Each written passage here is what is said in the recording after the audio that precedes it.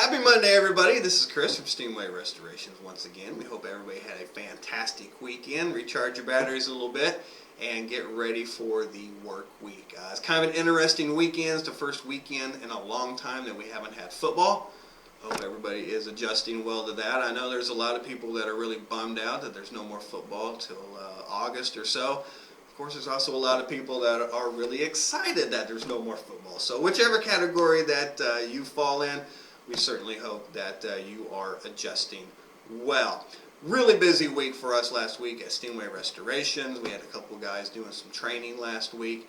Training and education is really a vital part of this industry. To stay on the leading edge, to make sure that we are giving you the best possible experience when you encounter a loss is very important. And we spend a lot of time on the management level all the way to the technicians and making sure everyone stays very up to date with what's going on within the industry. That way, of course, like we say, we can give you the best possible experience. Want to continue our series on what to expect when you have a water damage. Last week, quickly, we talked about what you could do yourself until help arrives. Eliminate the water source, protect your personal property, and of course have that conversation with your insurance agent. This week we want to talk a little bit more about what to expect when Steamway Restoration arrives at your property. First and foremost, if you cannot accomplish step number one that we talked about last week, which is turn off the water source, that's the first thing that we're going to do. It does us no good, does you no good for us to mitigate or to evaluate the property if there's still water coming into the property. That has to be stopped first and foremost. After that, we're going to do a complete and thorough evaluation of your property and the affected areas. We're going to map out where the moisture has been able to get to and has been able to affect. Then we're going to extract whatever water we possibly can with our high-powered truck mount vacuuming system. We talked about a little bit last week. A lot of folks will try to shop vac as much as they can. They're not going to get the maximum level of extraction that we can, so that really expedites the drying process the more water we are able to get out of there.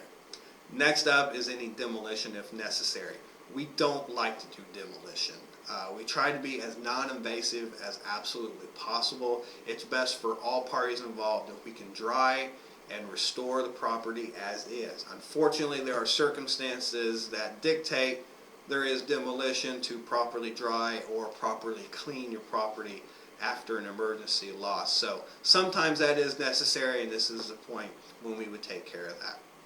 Next step is to set the equipment.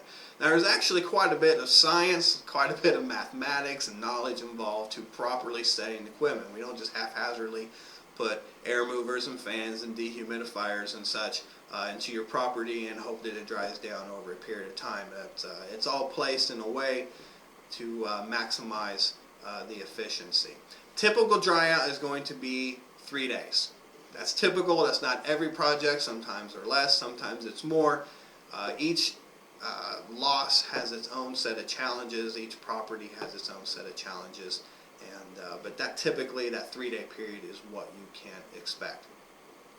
I'm not going to lie to you. This is a very inconvenient process for you as a homeowner. You now have not giant pieces of equipment, but fairly good sized pieces of equipment scattered throughout your house, and our air movers and our dehumidifiers. Now you're having to navigate around these things to get around your home. They're noisy, they're warm. They will raise the temperature a little bit in the affected areas to properly dry that. So it's 100% necessary that it's all there. It's 100% necessary that it all runs 24 hours a day.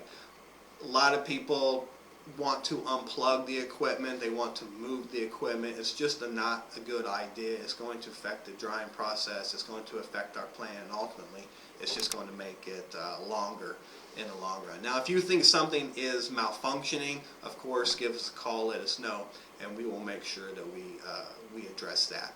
Continue to run your HVAC at a normal level. Don't do anything extreme. Don't crank it up really high, don't turn it off. Just let it run normal. That's the best possible thing that you can do. Now, each day we are going to be back and we are going to monitor the affected area. both the air quality as far as moisture in the air, humidity levels. We're also going to be testing to see the moisture levels in the actual building materials themselves, and then we will document that each day so we can show our progress of how we've got it down to an acceptable level. And that's the last step, is really getting it down to an acceptable level where we can pull out the drying equipment and begin to put things back together. Put your personal property back in the affected areas. If there's any repairs that need to be done because of any demolition, we can start that at that time as well. One question we do get a lot is, will we see a big spike in our utility bills because of this equipment? Not typically. This stuff was built with efficiency in mind, to operate very efficiently over a long period of time. And on our end, we try to maintain and service and keep our equipment clean. That way it runs as efficiently as possible as well. We hope this helps you guys out. We're going to post this onto our website. We're going to post this onto our new YouTube channel that will be coming out very soon. We'll have more information about that. That way down the road, if you know someone who's been affected by an emergency, if you think they can benefit from knowing these things, you can refer them to there, and hopefully we can reach a lot more people and help them out that way. We hope you enjoyed the video. We look forward to talking to you again next week.